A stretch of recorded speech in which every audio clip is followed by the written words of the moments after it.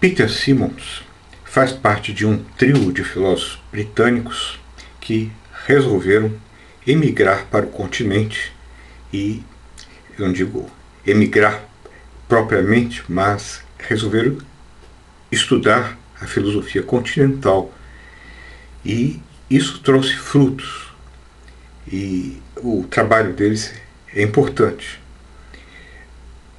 Por exemplo, esse estudo, esse artigo sobre Russell é informativo, nos ajuda a compreender Russell e também é mais aprofundado. Não é como os outros vídeos, de modo que, se você já passou, já conhece um pouco, só nesse caso justifica você ouvir esse resumo que eu faço do artigo de Peter Simmons, que está no excelente Cambridge Companion to Russell. Pois bem, na primeira investigação lógica, intitulada Expressão e Significado, Russell adota uma forma de platonismo, nota Simmons, que é a assunção da existência de entidades abstratas. Significados, para ele, são entidades platônicas ou ideais de um tipo particular, ou seja, tipos ou types, ou ainda, no vocabulário de Russell, espécies ideais de certos atos mentais. Os atos mentais apenas exemplificam essas espécies ideais. Isso é um ponto de vista similar ao de Frege ou Bolzano, outros filósofos alemães da época. Quando um signo físico sensível, falado ou escrito é tornado perceptível à audiência, isso é feito em conjunção com o ato mental do falante, normalmente. Algumas coisas que posso estar pensando podem ser irrelevantes. Eu posso dizer, hoje está um lindo dia, e estar pensando em um encontro que eu tenho com uma amiga ou coisa assim. Isso é irrelevante, no entanto, para a expressão do significado, pois é acidental. Mas o ponto de tudo isso é que o proferimento intima o ouvinte a considerar certo ato mental específico, que é o ato de querer dizer que hoje está um lindo dia, por exemplo. Há aqui uma distinção entre o que o proferimento significa, que é hoje é um lindo dia, e o estado de coisas que ele refere. O que o proferimento intima, em terceiro lugar, também é o que o ouvinte me atribua a crença em um lindo dia. São, portanto, três coisas. Isso aí antecipará a teoria das intenções significativas de Grimes.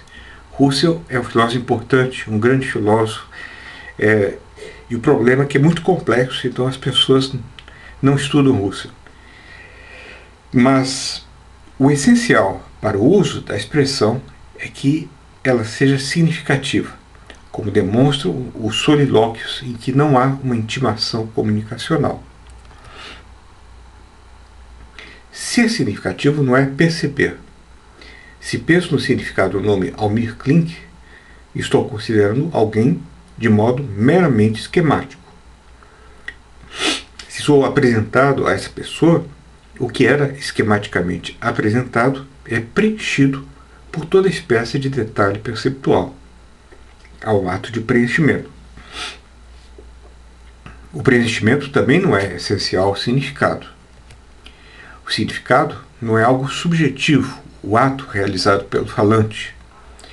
Não é um ato de doação do significado, nem um ato de preenchimento. O entendimento é necessário para que o signo ganhe significado. Ele dá ao signo o seu sopro vital. Entendimento por parte do ouvinte que entende o ato de doação de significado. No entanto, os atos individuais de doação de significado não são eles próprios o significado. Daí que, para Russell, o que quer dizer hoje é um lindo dia não está na minha cabeça, nem na sua. Está em algum mundo platônico. E é o significado. Como Russell escreve, se alguém me ouve e entende meu enunciado P, ele entende o fato. Mas o que o enunciado anuncia, o significado, o conteúdo, é o mesmo para quem quer que o afirme em qualquer ocasião, nada envolvendo de subjetivo, sendo o mesmo para ambos, falante, ouvinte e outros. O significado também não é o objeto referido. O nome Júlio César pode ser substituído pela descrição de significado diverso, o militar que conquistou a Gália. Mas ambos se referem ao mesmo objeto. Como Russell escreve, cada expressão não somente diz algo, mas diz isso de algo. Ela não somente tem significado, mas se refere a certos objetos. Mas os objetos nunca coincidem com seu significado. Expressões com diferentes significados podem se referir ao mesmo objeto. O vencedor de Iena e o perdedor de Waterloo se referem àquele carinha, Napoleão. O triângulo equiângulo e o triângulo equilátero são duas expressões com significados diferentes que se referem também ao mesmo objeto, o triângulo equiângulo ou equilátero. 2. Bom, até aqui é freguiano. Sentidos diferentes, mesma referência. Mas o que se segue não é freguiano.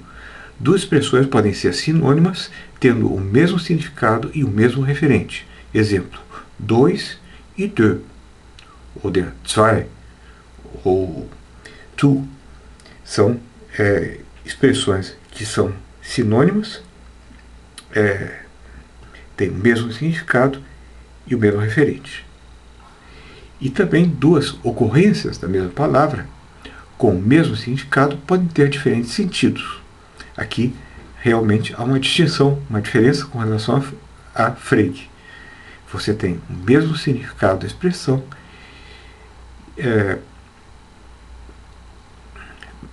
mas diferentes referências.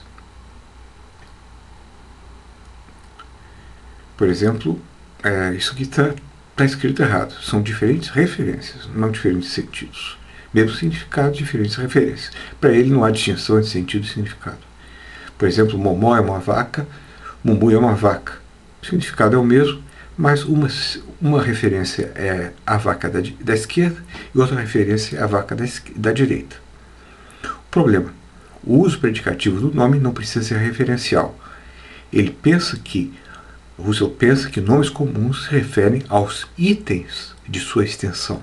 Isso não significa que cada item precisa ser distinguido. Mas isso é importante, eu acho que é crucial, a ideia de que nomes comuns têm como objeto de referência os itens de uma classe. Isso é coisa de senso comum, mas que é esquecido pelos lógicos. Outro exemplo é a soma. 1 mais 1 igual a 2. Para Russell, os diferentes significam o mesmo, mas se referem a coisas diferentes. E ainda, toda expressão intima significa, nomeia, designa algo. Sentenças declarativas referem-se a estados de coisas e ele prefere chamar os referentes de expressões de objetividades para dar conta dos referentes quando eles são objetos abstratos. E ele se nega a distinguir sentido e significado por terem o mesmo significado. Comparação com Frege. Sentenças para Russell têm estados de coisas como referentes e não valores verdade. Ele aceita que nomes comuns como cavalo têm uma pluralidade de referentes. Cavalo, por exemplo, pode se referir a Silver, Bucéfalos e Cipone. Como ele coloca um nome comum, tem uma pluralidade de valores, enquanto Frege acha que eles não nomeiam, mas são partes inalienáveis de predicados. Nomeariam conceitos. A mais forte diferença com Frege está na relação entre sentido e o mental. Para Frege e para Bolzano, o sentido é alcançado, é erfast. A mente alcança o sentido que está lá no mundo platônico. Para Russell, a ligação entre o sentido e o mental é muito mais íntima. Não é que os sentidos sejam mentais, mas eles são tipos abstratos ou espécies de algo mental. Digamos que eles são a forma daquilo que é mental. É alguma coisa que lembra o aristotelismo. Exemplo, eu vejo uma folha verde, depois penso que ela é verde.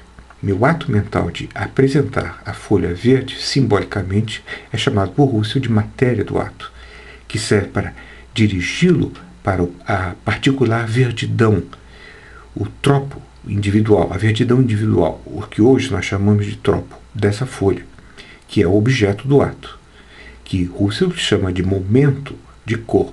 A palavra tropo, ele usa a palavra momento no lugar de tropo. Isso é o que os escolásticos chamavam de acidentes individuais ou qualidades. Todos eles tinham uma noção de tropo. A matéria do ato é o que alguns chamam de conteúdo. Russell prefere chamar de conteúdo a espécie abstrata desse momento psicológico, que nada mais é do que o significado. Então, há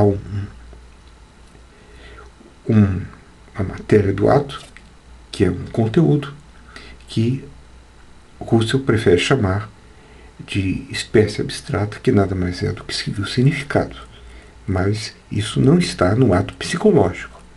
É alguma coisa, um objeto abstrato platônico.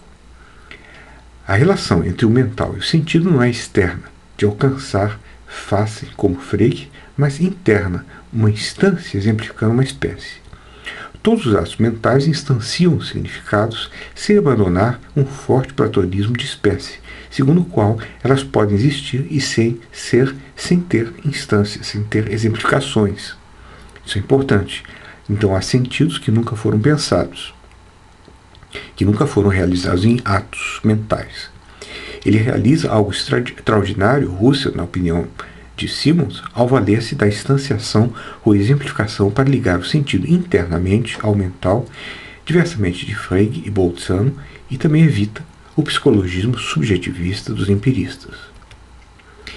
Interessante notar que o ato real que vincula expressão e objeto não é o significado, mas o ato matéria, que é a instanciação do significado. Isso nos leva a uma teoria do significado para uma teoria da intencionalidade no mental. O proferimento se divide no ato de pronunciar, que intima algo no ouvinte, e o evento fonético, que é o produto do proferimento, é a expressão, e que não é relevante, a não ser para a comunicação. Aqui está o esquema, que está muito mais claro, porque as flechas não apareceram aqui, dessa complexa elaboração de como funciona a significação em Russell.